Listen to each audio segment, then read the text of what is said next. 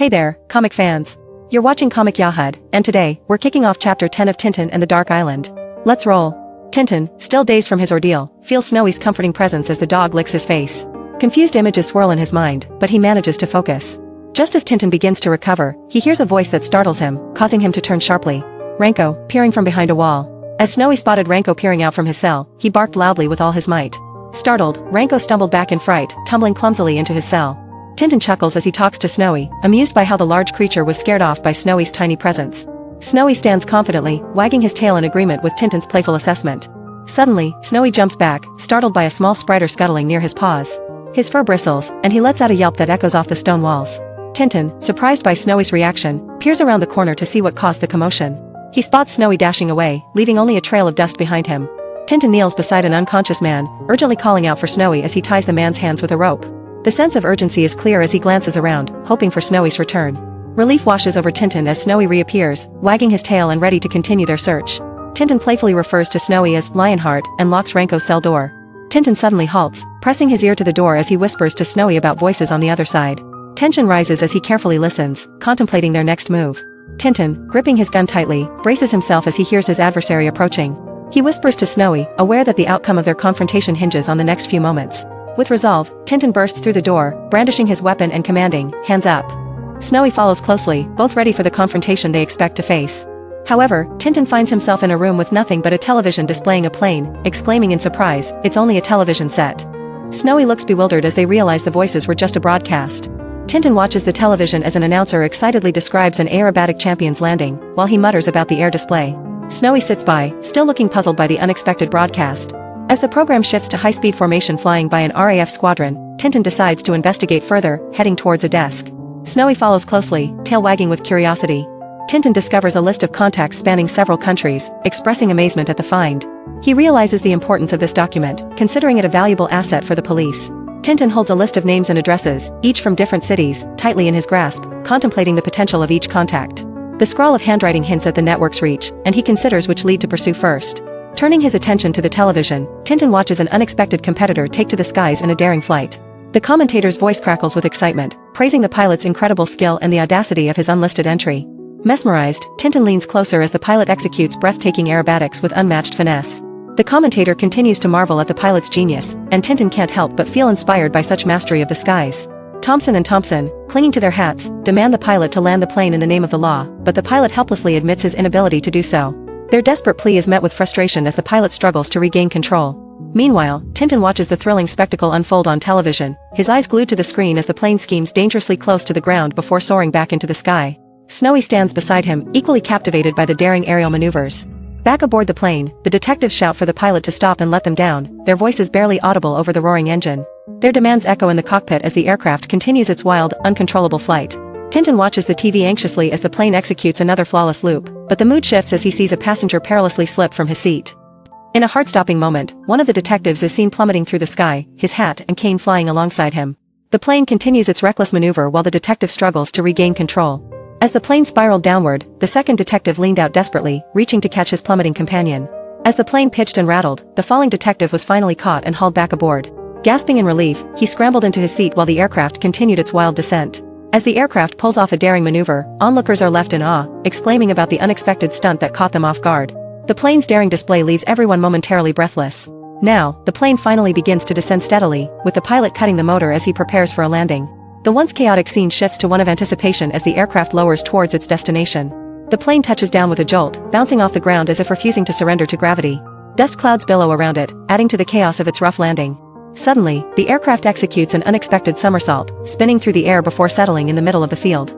The dramatic maneuver leaves everyone breathless, watching the plane finally come to a halt.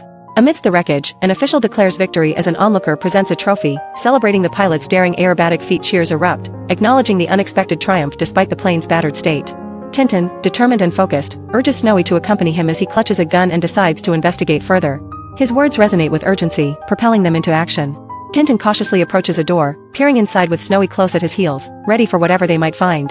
Bursting with excitement, Tintin discovers a radio transmitter, exclaiming his luck at such a find. Snowy stands by, sharing in Tintin's triumph as a new opportunity presents itself. Tintin urgently sends out an SOS call, hoping to connect with the police as he emphasizes the emergency at hand. His voice carries a sense of urgency as he waits for a response, glancing at the map on the wall. Meanwhile, two police officers receive Tintin's message with a sense of surprise and determination, realizing the signal comes from a transmitter they've been searching for. Their expressions shift to focus as they acknowledge the breakthrough in their investigation. Back with Tintin, relief floods him upon hearing that the police can hear him, and he shares a triumphant look with Snowy. Tintin's voice resonates with confidence as he calls the police, detailing his location on the Black Island and requesting immediate assistance to apprehend the forgers he has captured. Snowy stands by his side, sensing the determination in Tintin's words as they await a response. The police officer receives Tintin's message with a sense of urgency, assuring him that help is on the way and expressing support for his brave efforts. Tintin listens intently to the officer's words, feeling a sense of camaraderie as they promise to keep in touch. Walking alongside Snowy, Tintin expresses relief that their ordeal on the Black Island will soon be over with the police's arrival. Snowy, with a hint of humor, agrees, eager to leave behind the island's medieval chaos they faced. Tintin, startled, notices that man that trains Ranko has managed to escape. Snowy looks on with curiosity, sensing the tension in the air. Realizing the potential danger, Tintin clutches a gun, worried that the rest of the gang might soon follow. He expresses his concern to Snowy, knowing they could be in serious trouble. In another part of the building, a group of men prepares with grim determination, loading their guns and vowing revenge. The man with green jacket urges them to be quiet and precise, indicating their intent to confront Tintin. Moving stealthily, the men advance through the crumbling building, their leader signaling them to stay silent as they clutch their weapons tightly. Each step is calculated, their resolve evident as they navigate the debris-strewn corridor. Suddenly, the leader spots Tintin at the top of a stone staircase, alerting the others with a sharp exclamation. Tintin, caught off guard, turns to flee. The leader swiftly commands one of his men to circle outside and block Tintin's escape route. They sprint down the corridor, determination fueling their pursuit, as the sound of their hurried footsteps echoes off the ancient walls.